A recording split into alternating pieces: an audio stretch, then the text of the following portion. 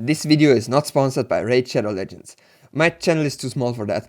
Please like and share so I may shield for big corporations in the future. Raid Shadow Legends is a mobile MMORPG which has gained fame from memes and sponsoring all of YouTube, though apparently they don't do that. Whatever. The story of Raid Shadow Legends is deep and intricate, so I have decided to do a Marxist analysis of it. Our story starts with 4 heroes in a dungeon. They're trying to find something, I think. It's not too clear. This represents what, in his early works, Marx would have referred to as a tutorial level, at the end of which they all die. A woman, known as the Arbiter, says she can revive one of them and makes you choose. Of course, all of them have only spoken one line so far, so you may be unsure which one would be the best character to experience the storyline through. After all, choosing your character is a fundamental part of any RPG. Not to worry, because no matter which one you pick, the story is always the same. Your character doesn't even show up in the cutscenes. This is supposed to represent the futility of choice in a capitalist system. While you may buy different products, the fact of the matter is that your choice in product has no influence on the conditions of the production, much like how your choice in character has no influence on the cutscenes or story. We then learn that Arabia and Kerok are at war. What is Arabia? What is Kerok? Well, nobody knows. The cutscenes are very bad at conveying information to the player. From context, I assume that Kerok and Arabia are countries. We learn that they used to be allied. The reason for the war is King Tiber. Which country is he the king of? I don't know, I'm improvising and the game won't tell you for another 5 chapters. This is sort of a theme with this game. It uses many made-up words in quick succession without explaining any of them. But I will. Tiber is the king of Kerok. He used to be a good king, but now he forces people to pay a lot in tax and started a war with Arabia. The Arbiter assumes that he was consumed by the shadow, whatever that means. So our job is to deal with that. How? The game doesn't tell.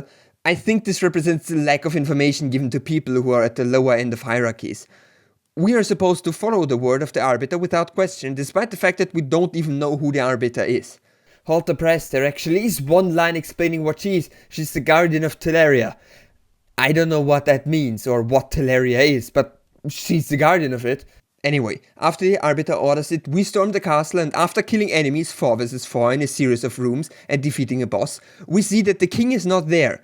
After a bit of torture, his dying soldiers tell us that the king has allied with Siroth. That's the god of darkness and ultimate bad guy. Also, we learn that the king hasn't been there for months, and that he is in a camp somewhere along the front.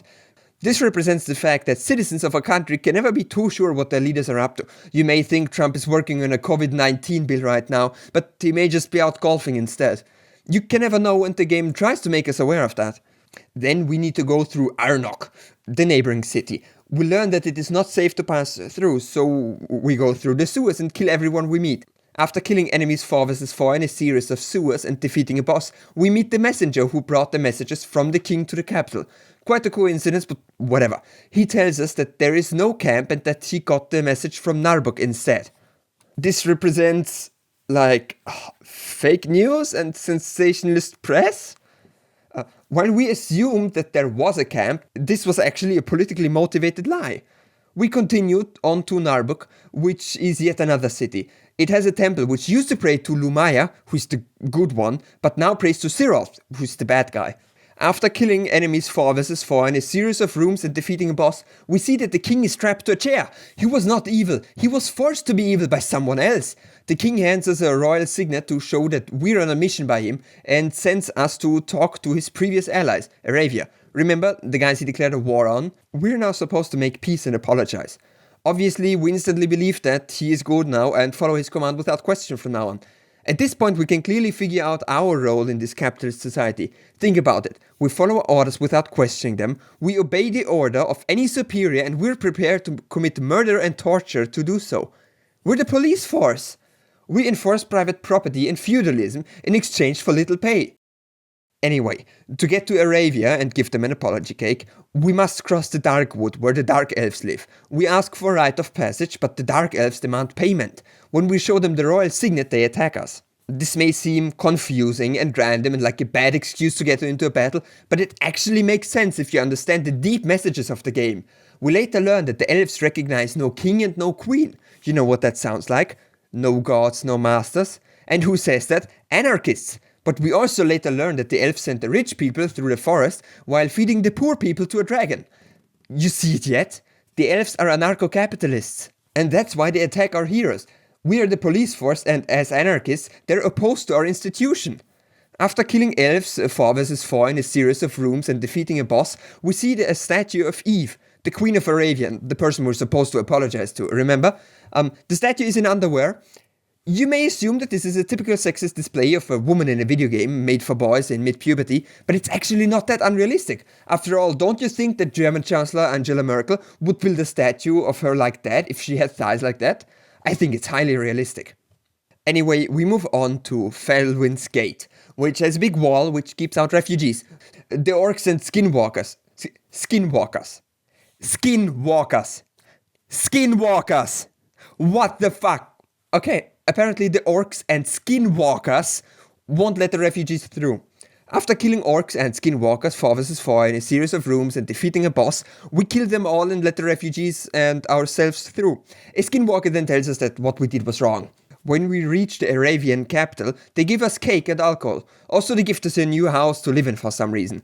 After we insist to meet the queen, they tell us to just go down the hall. Unfortunately, they then all attack us. Luckily, they opt to only fight us in 4 vs 4 battles, so after killing enemies 4 vs 4 in a series of rooms, we win.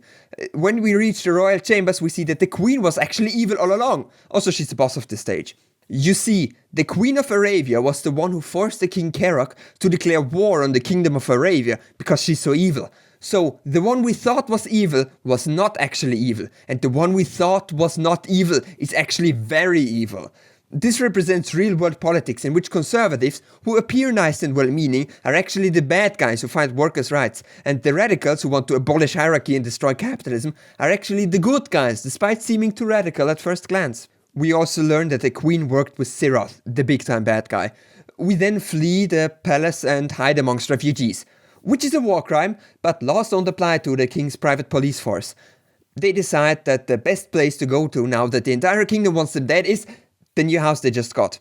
Yes, they killed the queen and now they're going to hide in the place where everyone expects them to be. This represents the fact that the police force can be fucking stupid sometimes. They go there, and when they enter the house, there was a nice edible arrangement on the table and all of their new neighbors came along and gave them housewarming gifts and it was all nice. No, I'm joking, obviously it's a trap. A necromancer named Al-Khazai is waiting for them with his soldiers to brutally murder them. He too is working with Siroth. He then blames them for killing the queen, which is technically true, but like, context. The heroes are outnumbered and don't know what to do. It's hopeless. The enemies are attacking more than 4 at a time, and there are no rooms to be found, which means we have no chance. This is where the story of our heroes ends. Fortunately, the Arbiter comes back and tells them what to do. They run away and try to go to the Badlands for unspecified reasons. Again, they oblige without asking any questions. Bad Al-Khazai is on their way there as well. They see his ship and fight him. To do that, they position their ship next to his and enter it. Now, I am no expert on naval warfare, but I would have thought that their long-range AoE magic and bows would have worked without that. Perhaps they changed the rules of magic. Maybe this represents like the inconsistent morality with which the bourgeoisie acts. I don't know. After killing enemies 4 vs 4 on the deck of the ship and defeating a boss, we kill the bad guy and his soldiers become normal again and ask to be forgiven, which we grant because why not believe them? We then continue on to the Deadlands and enter a temple which used to pray to Luimaya, the good one, but now worships Siroth, the bad one. We enter and tell the people that Bad Al-Khazai is dead and that they are free. Unfortunately, they're still under the influence of Siroth and attack our heroes. They attack in groups of 5, which means that we are overwhelmed. Luckily, the Arbiter comes back again and saves us from the consequences of our actions. At this point, we can figure out what the Arbiter is. We may not know her role in the game because it does not explain anything about anything, but we can now figure out what she represents. Think about it. She told the police what to do, stepped in when they didn't know what to do, and now she's protecting the police from the consequences of their actions. She's a politician. Her job is to tell us what to do and to protect us if we act wrong or get in trouble. She then fights off everyone in the church alone and tells us to go join a battle. The battle is between yet another group of bad guys, which by the way all have made up names which I left out because that's stupid, and the legion of soldiers that we freed from the bad guys on the ship. The bad guys are winning, but luckily the battle takes place on a bridge, which allows only 8 people to fight at once. So after killing enemies 4 vs 4 on the bridge and defeating a boss, we win the battle. This is representative of the incredible ability of the police force to murder without remorse if they feel like it is justified. We then move on to yet another city where another bad guy awaits. He tries to recruit us, but we resist, and after killing enemies 4 vs 4 and defeating a boss, we kill him. Then he shows us a vision of us dying. At this point, I'm still not sure what the bad guys are supposed to represent. They are not notably different from us, and in fact, we initiated most of the battles so far. Back in the beginning, we stormed a castle filled with innocent soldiers who were protecting an innocent king. Really, from a logical standpoint, the bad guys and Zeroth are not so different from us, which leads me to conclude that they represent fascism. Think about it. Fascism is pretty much the same as neoliberal capitalism in most practical ways. Watch this video of mine to learn more. Fascism subverts positions of leadership, like the Queen of Arabia, and it forces the hands of non-fascists into obligation, like with the King of Kerok. But anyway, our police force is not scared of the fascists and pushes on to defeat them. Apparently they now want to bring balance. There is a portal and they need to seal it to stop Zeroth from infecting the country. This portal represents Ben Shapiro, who likewise draws people into believing fascist lies and sends them down a path of darkness, aka a pipeline to the alt-right. The police want to sacrifice themselves to shut down the Shapiro show, but the Arbiter stops them and tells them that they will be needed in the future when Zeroth returns. So they decide not to sacrifice themselves, so they may fight another day. The portal remains open and the Arbiter tells us to continue playing. This cliffhanger represents the fact that in real life, we can never be sure if fascism is defeated. You may think fascism died in 1945, but then boom, a presidential candidate gets endorsed by the Klan and advocates shooting migrants at the border and blocking whole ethnic groups of people from entering a country. Fascism can appear out of nowhere. And this is where I could end it. I've gone through all of the metaphors in the story, right? No. I have not yet explained what the representativeness of the gameplay means. You may have noticed, and only the most observant viewers will have, that we were killing enemies 4 vs 4 and defeating a boss more than once. You may think that gets boring after a few times. Let me assure you, it gets boring instantly. The game comes with this autoplay button. If you hit it, the heroes fight on their own. And because that's too boring as well, there is a double speed button. So, you may think this just shows that this game is so bad that even the developers recognized that nobody would play it, so they made it play itself instead. And that sounds like the telltale sign of a game which was made to be advertised and not to be played by anyone, which could be supported by the fact that the entire game is grinding without end and without enjoyment, except for those who spend money on it. But you'd be wrong. The game is not a cheap way to get money out of people who have too much using endless advertisement on YouTube. It's actually a representation of wage labor. Think about it. We do not enjoy it, it's boring and it's repetitive. The combat system is a critique of wage labor itself. It all makes sense if you bend the facts a little. But there is one more metaphor that is far deeper than all of the previous ones together. The story is bad. It drops new names every 10 seconds without explaining them. It uses new words for the same things every second sentence. Hell, it doesn't even tell us what Teleria is, despite the fact that they mention it 4 times. From context, I assume it's the continent or world. We aren't even told what country King Tabia is the king of. All cities we travel through are named. Even the bridge we had that one battle on has a name. It almost seems like it was written in order to use as many made-up words as possible in order to confuse the player. Every character has a name and like 20 different ways of talking about them. Zeroth alone gets called the Dark Force, the Lord of Darkness, the Evil Lord, the Evil God, the God of Evil, the Shadows, Zeroth, and Zeroth. Not a joke.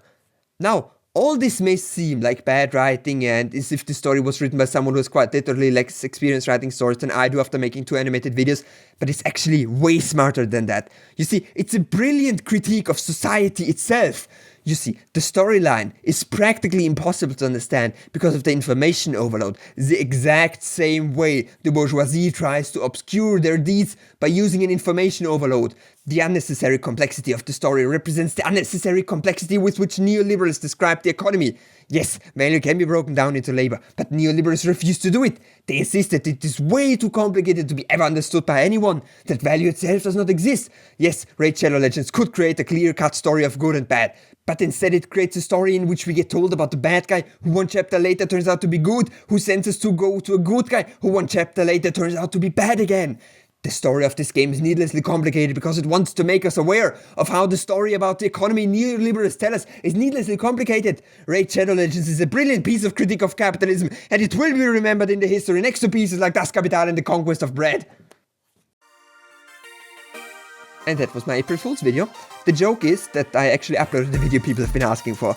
Remember to like and share and such, and also very special thanks to my patrons for forcing me to make videos, and an extra special thanks to Aaron J. Patton for your generous donation.